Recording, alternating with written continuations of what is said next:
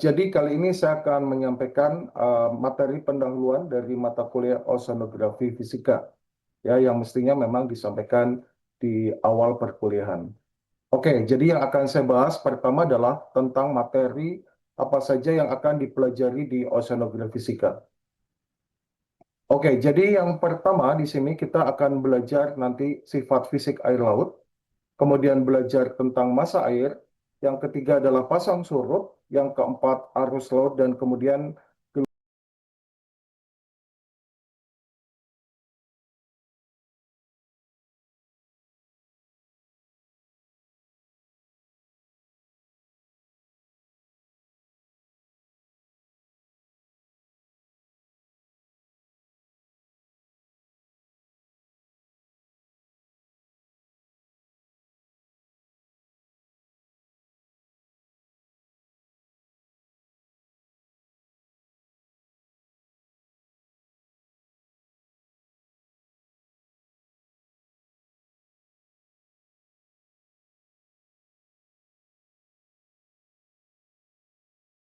gelombang laut.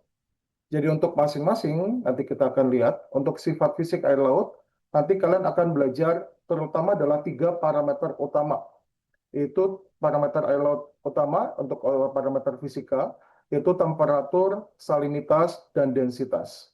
Kemudian nanti kalau memang ada waktu lainnya bisa menambahkan untuk suara dan juga warna air laut. Selanjutnya untuk massa air, nanti kalian akan belajar bagaimana cara mengidentifikasi massa air, belajar menggunakan diagram TS, menginterpretasikannya, bahkan membuatnya, kemudian belajar tentang kestabilan massa air, percampuran massa air, dan pergerakan massa air. Selanjutnya di pasang surut, nanti kalian akan belajar tentang gaya pembangkit pasut, jadi gaya yang membangkitkan pasang surut, kemudian pasang surut purnama perbani atau istilah bahasa Inggrisnya adalah spring tide, mid tide, kemudian belajar tentang bilangan Fomsel, tipe pasut, dan mungkin sedikit tentang dinamika pasang surut. Kemudian selanjutnya untuk arus laut, tentu saja akan dimulai dari definisi, faktor pembangkit arus, kemudian angin, ya, karena ini adalah salah satu faktor yang membangkitkan arus, jadi mungkin akan disampaikan juga sedikit pendahuluan tentang angin, kemudian belajar, jadi banyak sekali arus sebetulnya, tetapi untuk mata kuliah oceanografi fisika ini hanya beberapa saja, nanti untuk selanjutnya akan dipelajari lebih lanjut di mata kuliah arus laut. Jadi akan sedikit belajar tentang arus inersia, arus geostropik, arus Ekman, upwelling, downwelling. Tapi tentu saja semuanya ini adalah pendahuluan ya, karena nanti sekali lagi untuk penekanannya, pendalamannya di mata kuliah arus laut misalkan, kemudian dipasang surut dan juga di gelombang laut. Untuk gelombang laut nanti kalian akan belajar, oke, tentu saja ini pendahuluannya, jadi masih dasar tentang definisi, parameter gelombang, klasifikasi gelombang, kecepatan rambat gelombang, lintasan partikel air, kecepatan grup, transformasi gelombang, dan nanti ada beberapa. Tapi tentu saja transformasi gelombangnya juga masih baru dikenalkan dasar-dasarnya. Oke, jadi temperatur, salinitas, densitas tadi ya yang akan dipelajari kalian di sifat fisik air laut. Ini adalah oke, mungkin resolusinya tidak cukup bagus. Gambarnya ini adalah dari misalkan dari satelit ya. Misalkan ini adalah distribusi horizontal dari contohnya adalah temperatur laut. Kalau misalkan yang gambar yang paling kiri atas itu adalah yang global, biasanya didapatkan dari data satelit. Kemudian untuk yang sebelah kanan ini suhu permukaan laut untuk Indonesia, perairan Indonesia, atau mungkin yang lebih regional, misalkan ini yang contoh yang cukup bagus di bawah kiri itu di perairan Gulf ini ya, di perairan Amerika sana, di Gulf Meksiko, jadi di Miami dan sebagainya. Itu contohnya misalkan ya, nanti akan belajar tentang distribusi horizontal, tapi tentu saja untuk ini nanti biasanya kalau mungkin oleh Prof. Anin mungkin beliau lebih suka membahas juga tentang untuk distribusi yang horizontal dari tempat laut yang sedikit regional dan even bahkan global ya. Nah, tetapi juga memang juga ada yang penekanan untuk yang distribusi horizontal lokal misalnya ya. Oke, misalkan ini di tekanan bawah itu adalah distribusi temperatur, misalkannya horizontal ini ketiganya ada temperatur, salinitas dan densitas untuk di perairan misalkan di perairan Kendari misalkan. kita bisa dapatkan distribusinya. Nanti kalian belajar apa saja faktor-faktor yang mempengaruhi distribusi horizontal. Selanjutnya, selain distribusi horizontal, kalian juga tentu saja akan belajar tentang distribusi vertikal. Ini misalkan di perairan Selat Makassar, oke, ini adalah dia mengambil section, satu section di sini, ini adalah distribusi vertikalnya dalam satu section ya. Misalkan yang di atas atas kiri atas itu adalah salinitas, kemudian temperatur, bisa parameter yang lainnya juga. Kemudian atau misalkan ini untuk yang contoh lain yang untuk perairan Kendari misalkan kalian bisa mengambil section kemudian distribusi vertikal dari masing-masing parameter temperatur, salinitas dan densitas.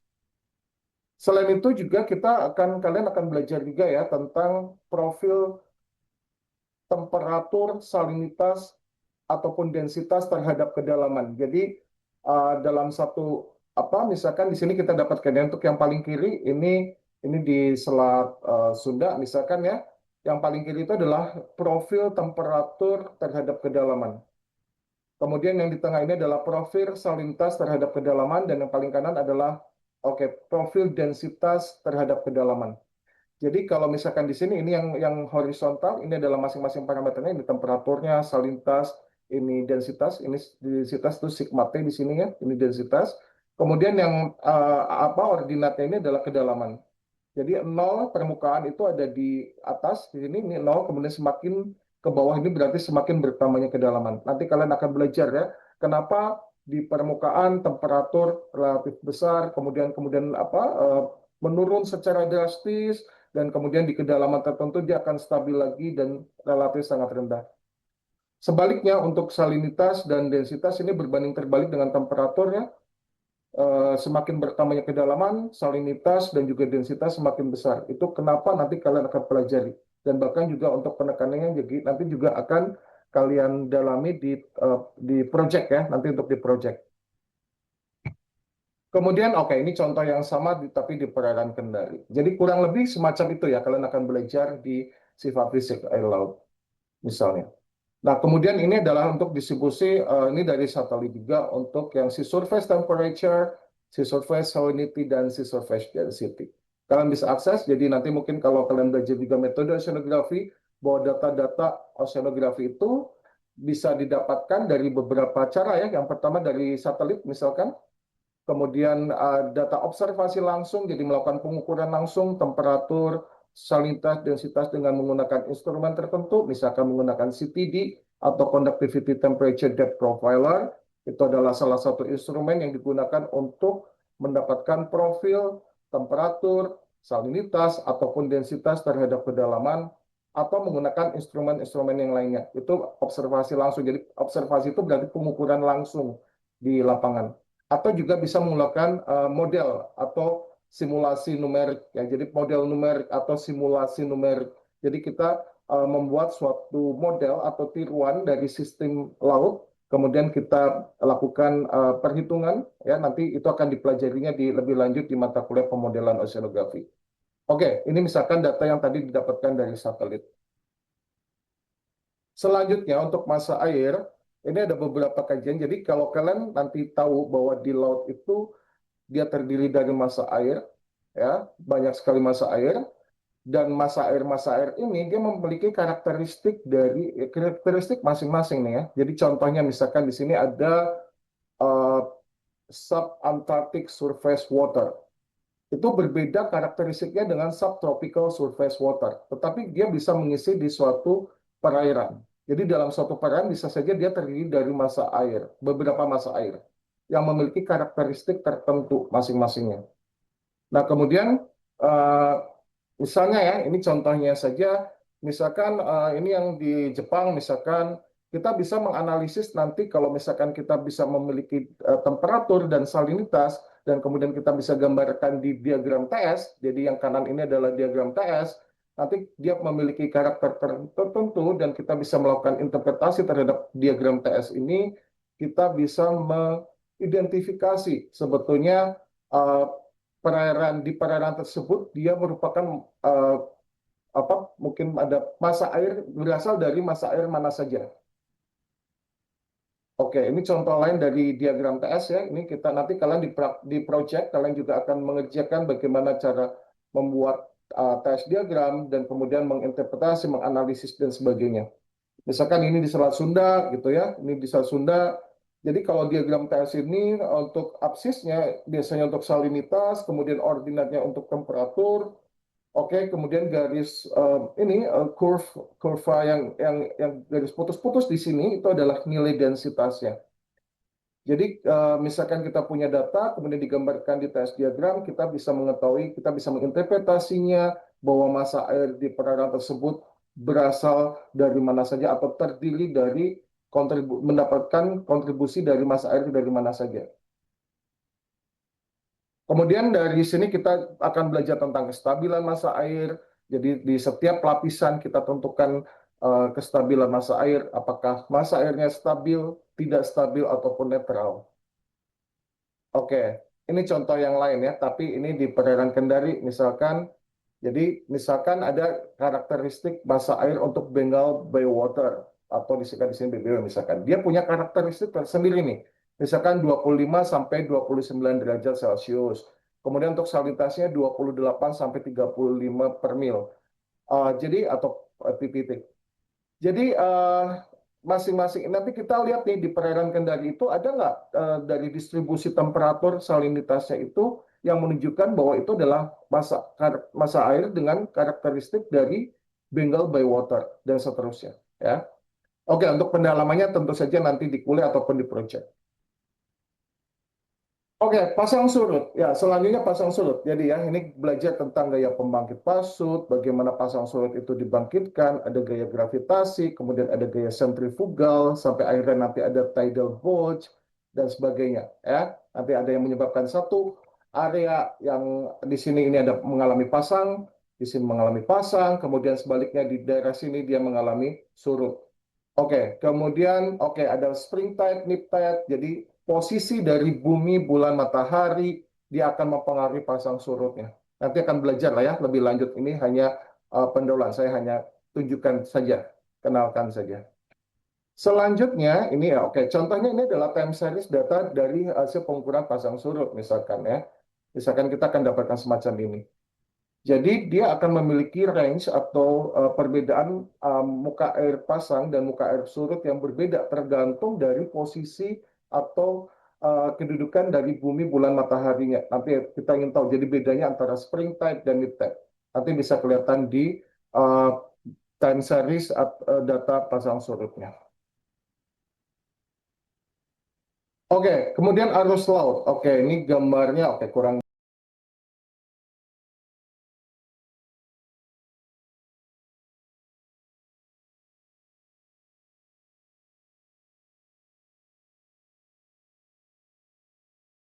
bagus ya resolusinya, tetapi ini secara sini sirkulasi global ya, mungkin akan diberikan terlebih dahulu nanti oleh Bu Elis misalkan untuk sirkulasi global atau tidak, mungkin akan lebih disampaikan di mata kuliah arus laut ya, nanti ketika kalian mengambilnya di semester yang akan datang. Nah, di sini ini misalkan ya sirkulasi global. Nah, yang saya sampaikan bahwa tidak semua jenis dari arus laut akan dipelajari di oceanografi fisika, di mata kuliah oceanografi fisika. Ada banyak sekali, tetapi di sini nanti kalian akan belajar tentang arus inersia, arus geostropik, dan arus Ekman. Ya, sebetulnya masih banyak arus lainnya, misalkan arus menyusur pantai atau longshore current, ada rip current, kemudian ada arus densitas, arus pasang surut, tetapi spesifikasinya tidak dibahas di mata kuliah oceanografi fisika ya, tapi nanti lebih lanjut di mata kuliah arus laut. Arus geostropik, nanti kalian akan belajar tentang arus geostropik, bagaimana mekanismenya ya. Kemudian contohnya yang di paling kanan ini adalah means absolute surface geostrophic current, bisa dari hasil pengukuran ataupun biasanya ini data. Jadi hasil perhitungan ya, untuk ini misalkan contoh yang di gambar kanan ini, gambar kanan atas ini adalah uh, hasil perhitungan arus geostropik dari data sea level anomaly atau sea surface height. Dari tinggi muka air nanti bisa dihitung kecepatan arus geostropik dan berikut pula mungkin arahnya ya. Oke. Atau bisa saja kita modelkan ya, tetapi oke, nanti itu membahas pemodelannya lebih lanjut lagi nanti. Kemudian, oke, jadi apakah arus, kalau kita misalkan di sini ada berhembus angin, misalkan ke arah tertentu, misalkan ini ke arah utara, apakah kemudian arusnya itu bergerak dalam arah yang sama dengan angin? Ternyata tidak ya, ternyata tidak. Misalkan ini ada apa dulu ada apa suatu ilmuwan terdahulu, jadi dia mengamati dari iceberg, bongkahan es. Ternyata ketika anginnya ke utara, icebergnya itu tidak bergerak ke arah utara juga, tetapi dia dibelokkan 45 derajat ke arah kanan, ya, di permukaan. Nah, ternyata, oke ya, ini di permukaan, tetapi kemudian dia akan dibelokkan terus nih ya, sampai untuk di kedalaman-kedalaman lainnya, sampai akhirnya dia membuat suatu yang disebut kita spiral Ekman. Ya, dia akan membentuk semacam ini, spiral Ekman. Nah, ini spiral Ekman ini, kalau misalkan kita netkan, kita kita hitung kemudian kita jumlahkan dan rata-ratakan, dia akan punya net transport. Net transportnya kalau di bumi, di belahan bumi utara, Northern Hemisphere, dia akan dibelokkan ke kanan. Jadi dari arah anginnya misalkan utara, dia dibelokkan ke arah kanan, berarti ke arah uh, timur. Tetapi sebaliknya, kalau di BPS, dia akan dibelokkan ke kiri, di bumi belahan selatan. Oke ya, nanti akan tentu saja akan dipelajari lebih lanjut. Nah, net transport atau Ekman transport, ini disebut sebagai Ekman transport. Ekman transport itu berkaitan dengan upwelling dan downwelling. Ya, oke, saya nggak akan membahas di sini upwelling dan downwelling itu mekanisme seperti apa. Nanti akan dipelajari lebih lanjut di mata kuliah ini. Ya, untuk yang ketika kalian membahas tentang arus laut. Oke, selanjutnya gelombang laut ya, gelombang laut. Oke, nanti kita akan belajar tentang definisi parameter gelombang. Parameter ini misalkan di parameter gelombang itu ada yang di kiri bawah ya, gambar kiri bawah itu adalah parameter gelombang.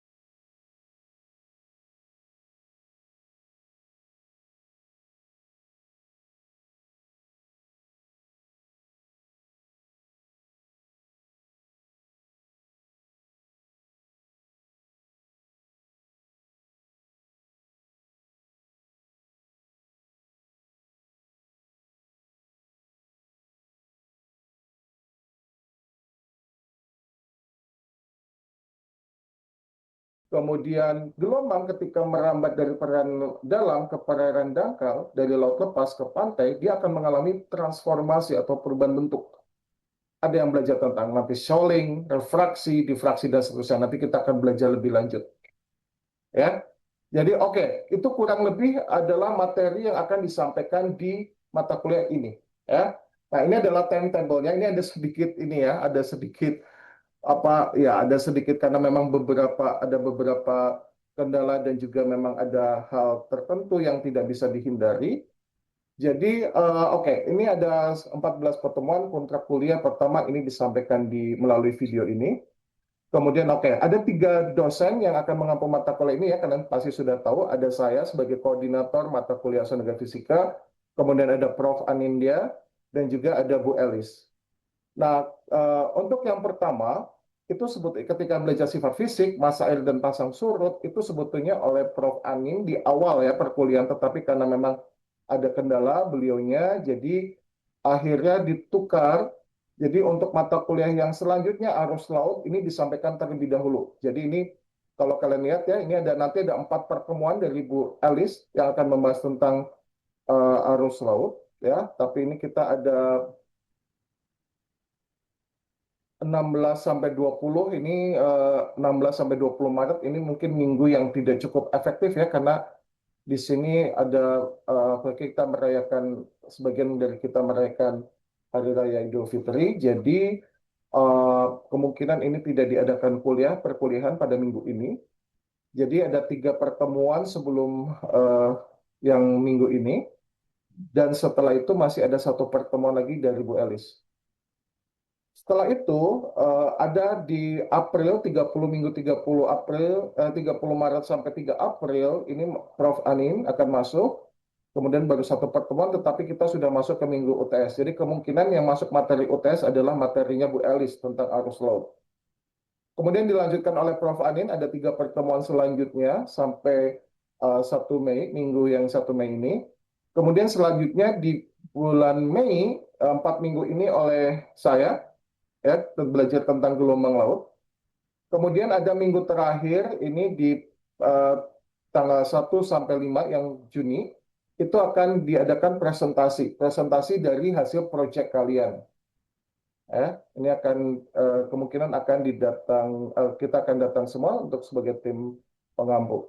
Nah, setelah itu ini yang minggu 18 minggu 8 Juni sampai 19 ini adalah 2 minggu untuk ujian akhir semester. Oke, untuk penilaian. Nah, penilaian di sini ada sedikit perbedaan dari persentase penilaian yang berlaku yang sudah di default. Ya, tetapi kita bisa modifikasi karena tentu saja ini tidak selalu memang mencerminkan keadaannya. Misalkan contohnya di sini aktivitas partisipasif 20%. Rasanya terlalu besar ya dibandingkan dengan UTS dan UAS sendiri misalnya. Karena proporsinya bebannya kan lebih berat UTS dan UAS dibandingkan aktivitas partisipasi. Kuliah saya tentu saja kalian harus aktif. Jadi secara otomatis itu apa ya dia akan termasuk ke dalam perkuliahan itu sendiri. Aktivitas perkuliahan memang harus aktif dan kalian harus berpartisipasi. Ya, jadi oke untuk aktivitas partisipasi nanti saya akan lakukan modifikasi untuk persentase penilaian. Jadi semacam ini bahwa hasil proyek ini di sini 30%, tetapi kita 25%, tetapi sebetulnya adalah aktivitas partisipasif yang 5%, saya akan bikin 5%, itu adalah nilai proyek. Jadi sebetulnya nilai proyek tetap 30%. Nanti kalau misalkan kalian muncul di nilai SSO nanti kalian, hasil proyeknya hanya memang tertulis 25%, kemudian aktivitas partisipasif 5%, tetapi sebetulnya nilai 5% dari aktivitas partisipasi ini sebetulnya adalah nilai proyek juga. Jadi sebetulnya proyek 30%. Kemudian tugasnya hanya 5%, kuis 5%, UTS. UTS kemungkinan adalah ujiannya Bu Elis, ini 20%. Kemudian UAS karena ada dari materi dari 2 dosen, ada Prof. Anin dan saya, maka masing-masing juga 20%, totalnya UAS adalah 40%. Jadi kalau kita hitung 30%, yang terdiri dari proyek 25% dan aktivitas partisipasi 5%, ditambah dengan 5% tugas, tambah 5% kuis, jadi 40% totalnya, ditambah dengan 20% UTS, 60%, ditambah 40% dari ujian akhir semester, jadi total semua ada 100%. Ada hal yang saya ingin sampaikan juga, ya. Jangan pernah melakukan kecurangan. Ya, ini terindikasi di mata kuliah mekanika fluida kemarin. Jadi saya langsung nolkan nilainya. Dari saya nilai-nilainya untuk mekanika fluida sangat jelek-jelek sekali. Ya, tapi mungkin saya nggak tahu. Mungkin oleh Pak Aris akhirnya nilainya bagaimana saya nggak tahu. Tetapi sebetulnya nilai kalian sangat jelek-jelek sekali. Yang mengindikasikan bahwa belajar kalian belum benar. Ya, jangan pernah melakukan kecurangan. Saya tahu bahwa sebagian dari kalian ada yang melakukan kecurangan, kerjasama, melihat pekerjaan teman di saat ujian. Itu jangan pernah kalian lakukan sendiri. Kalau kalian melakukan lagi, maka saya akan blacklist kalian. Apa artinya di blacklist? Artinya kalian tidak akan saya percaya lagi sepanjang kalian di sini. Jadi hati-hati ya. Jangan pernah melakukan kecurangan, melakukan pencontekan, kerjasama, ya. Karena kalau kerjasama, jadi nilainya kemarin dinolkan ya. Jadi kalau misalkan A, dia memberikan jawaban kepada B, bukan hanya B saja yang nilainya jadi 0, tapi A juga akan nilainya 0. Dan sekarang ini adalah Saya sebagai koordinatornya, saya tidak akan pernah melakukan katrol nilai. Jadi saya akan memberikan penilaian apa adanya. Jadi kalau kalian nilainya 5, skala 100, saya akan berikan 5. Kalau kalian nilai 0, ya memang nilainya 0, saya tidak akan pernah menaikkan nilai. Jadi ingat, apa supaya kalian bisa berhasil? Apa? Belajar. Jangan pernah lupa untuk belajar. Belajar lebih keras lagi. Kalau kemarin hasilnya, oh kemarin aja nilainya mungkin kalian sudah bagus-bagus, tapi mungkin itu tidak mencerminkan yang sebenarnya. Oke? Jadi belajar lebih baik lagi dibandingkan semester kemarin untuk mendapatkan hasil yang jauh lebih baik. Oke, terima kasih. Sampai di sini perkuliahan kita untuk yang bab ini. Saya akan berhentikan sampai di sini. Terima kasih.